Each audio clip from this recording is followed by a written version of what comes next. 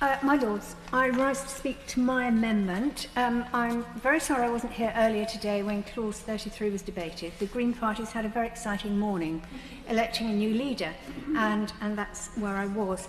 And I very much hope I'm not going to make a second reading speech, but with so many amendments in this bill, it's at times very hard to see the way forward and to actually follow through a clear line.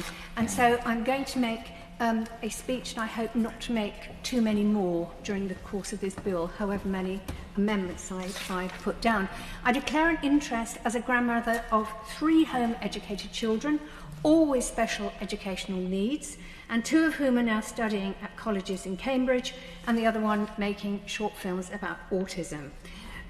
So my experience tells me that school is not suitable for all children. Not all children can find a suitable school, and you don't need to be wealthy to actually create a very rich educational learning environment out of school. Like many noble lords, I've had quite a lot of emails on this topic, and I sympathise very strongly with parents and grandparents of children with neurodiversities. Home education can take on a myriad of forms which are far removed from the classroom, but are nonetheless educational, informative, and far better suited to neurodiverse minds. Neurodivergent children are often repeatedly failed by the state school system, but the truth is that every child deserves a tailored education. And parents with the time and inclination to provide their children's education know that no teacher can possibly have their child's interest as much at heart as they do.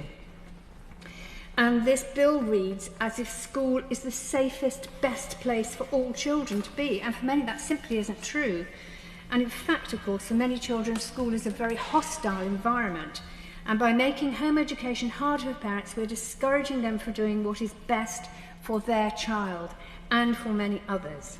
Home educators give up their working lives to improve the lives of their children, to ask them now to continuously justify that choice, and to make that choice even harder by adding bureaucratic hoops and hurdles really isn't in the best interests of all these children.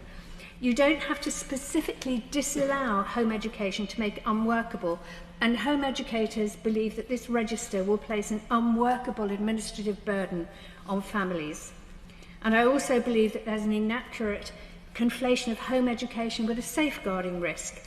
Evidence shows that children at risk are usually already known to social services, so home education is not the source of that risk. And subjecting home educators to intrusive monitoring is neither justifiable nor helpful. We need to improve children's social care, and we need to support action, not just documentation, for those children who are at risk. But we don't need another diversion targeting huge swathes of decent people and leaving those in real need ignored. So setting up a register for children whose parents are not doing anything illegal or dangerous, requiring the collection of a significant volume of personal, sensitive, and often impractical information from home education families is discriminatory. We should be supporting people to home educate their children, not criminalising them.